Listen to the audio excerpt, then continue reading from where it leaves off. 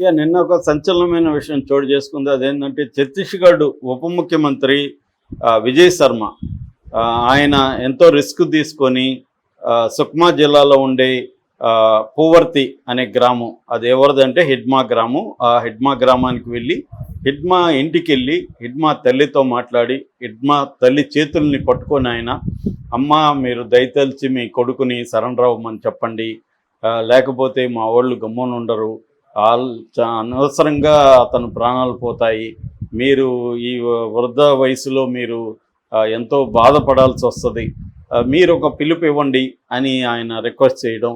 ఆయన కూడా డ్రామాటిక్గా black pant పైన వైట్ కుర్తా లాంటిది వేసుకొని వెళ్ళి ఒక ఎర్ర రుమాలు చుట్టుకొని వెళ్ళాడు. సో ఈ డ్రామా అంతా నడిచింది నిన్న. దాంతో వాళ్ళ తల్లి పుంజి మడ్వి ఆమె పేరు, ఆమె కొడుక సరెండర్ అయిపో, నువ్వు దగ్గరలో ఉన్నావని తెలిస్తే నేనే అడవికి వచ్చి వెతికేదాన్ని నిన్ను, నువ్వు సరెండర్ కాకపోతే నా బతికేమవ్వాలి, మేము ఎలా బతకాలి, ఇవన్నీ ఆమె ఏడుస్తూ నిన్న మీడియాతో అప్పీల్ చేసింది.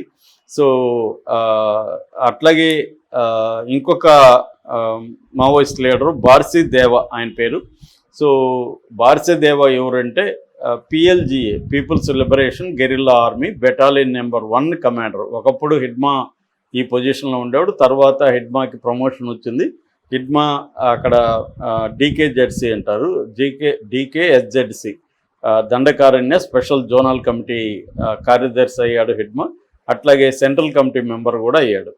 దాంతో తన స్థానంలో బార్సీ దేవాని పెట్టాడు. బార్సీ దేవా వాళ్ళ తల్లి సింజే, ఆమెను కూడా ఈ విజయ్ శర్మ కలిసి ఆమెకు కూడా అప్పీల్ చేశాడు. ఆమె కూడా బిడ్డ నువ్వు సరెండర్ అయిపోయిన ఆమె కూడా అడిగింది. అంటే ఇది మామూలుగా అయితే ప్రభుత్వాలు ఎప్పటి నుంచో కూడా మావోయిస్ట్ లీడర్ల ఫ్యామిలీలని టార్గెట్ చేసి వాళ్ళ ద్వారా మావోయిస్ట్ లీడర్లని బలహీనపరిచి వాళ్ళని సరెండర్ అయ్యేట్టుగా చేయడం అనేది ఎప్పటి నుంచో కూడా ఈ అనేక ప్రభుత్వాలు ఈ పని చేస్తాయి. ఎందుకంటే ఎంత లేదన్నా మావోయిస్టులు అయినా ఎవరైనా మనుషులే కాబట్టి వాళ్ళకి కుటుంబాల్లో మేము ఇంత బాధలు పడుతున్నాం, ఒకసారి వచ్చిపోను, ఒకసారి కలవాలని ఉందనో ఏదో ఒకటి వీళ్ళు ఏదో ఒక రూపంలో లెటర్లు మావోయిస్టులకు చేరే విధంగా పోలీసులు ప్లాన్ చేస్తారు. సో అవి మెల్లమెల్లగా ఆ లెటర్లు వెళ్ళే కొద్దీ వాళ్ళల్లో ఒక బలహీనత చోటు చేసుకునే అవకాశం ఉంది. మన తల్లి ఎలా బాధపడుతుందోనో, ఒకసారి చివరి చూపు చూద్దామనో, లేకపోతే ఏదన్నా వాళ్ళ మనసులు కరిగే అవకాశం ఉంది. అలా కూడా కొంతమంది సరెండర్ అయిపోయిన సంఘటనలు ఉన్నాయి. అందుకని ఈ టాక్టిక్స్ అనేది మావోయిస్టుల మీద ప్లాన్ చేస్తుందన్నమాట ప్రభుత్వాలు. ఒక పక్క చంపుతూనే మరోవైపు వేరే మార్గాల ద్వారా కూడా మావోయిస్టులని ఎలా సరెండర్ చేయించాలి, ఎలా బయటికి రప్పించాలనేది ఎప్పటి నుంచో కూడా ప్రభుత్వాలు చేసే కార్యక్రమాల్లో ఇది ఒకటి. అలాగా ఇప్పుడు ఛత్తీస్గఢ్ ప్రభుత్వం కూడా ఏంటంటే హిడ్మా దొరకట్లేదు, వాళ్ళకి ఆపరేషన్లో చేస్తూనే ఉండారు హిడ్మాను పట్టుకోవాలని.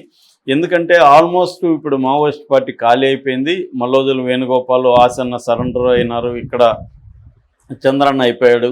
ఇక్కడున్న Telangana Maoist party leader Jagan ఏమో మేము ఆయుధాలు అనలేదు కానీ మేము కాల్పుల విరమణ అంటున్నాడు. దీన్ని మళ్ళీ Orissa Maoist party leader, state leader Ganesh ఖండించాడు. ఆయన ఎలా అంటాడని. అంటే మావోయిస్ట్ పార్టీల్లో ఇంకా మిగిలింది వీళ్ళంతా పేరుకి ప్రకటనలు ఇవ్వడం తప్ప వీళ్ళకి ఏమి ఆర్గనైజేషన్ లేదు, జగన్కి కానీ గణేష్ కానీ వీళ్ళకి ఎవరికి. సో మిగిలింది గట్టిగా ఎవరంటే తిప్పిరి తిరుపతి, హిడ్మా, బర్సేదేవా ఇలాంటి వాళ్ళు, ఇంకెవరు పప్పన్న ఎవరో ఒక ఆయన ఉన్నారు. ఇలాంటి వాళ్ళు ఒక పిడికెడు మందే ఉన్నారు. వీళ్ళల్లో యాక్టివ్గా పనిచేసేది వీళ్ళిద్దరే, హిడ్మా ఒకడు, బర్సేదేవా ఒకరు. ఎందుకంటే గ్రౌండ్ లెవెల్లో మావోయిస్టులను ఆర్గనైజ్ చేసి చేయగలిగిన వాళ్ళు. రెండోది వీళ్ళిద్దరు కూడా అక్కడ లోకల్స్ అనమాట, వాళ్ళ సుక్మా జిల్లా లోకల్స్. ఎందుకంటే బస్తర్ రేంజ్లో మొత్తం 7 జిల్లాలు ఉంటాయి. ఆ 7 జిల్లాల్లో Abujhmad, Indravati national park, south Bastar ఇవి వెరీ ఇంపార్టెంట్ మావోయిస్టులకి. ఇవి ఇప్పుడు అబూజ్మాడు దాదాపు ఖాళీ అయిపోయింది, ఇంద్రావతి నేషనల్ పార్క్ కూడా ఖాళీ అయిపోయింది. సౌత్ బస్తర్లో కొన్ని చోట్ల ఉన్నారని చెప్తున్నారు.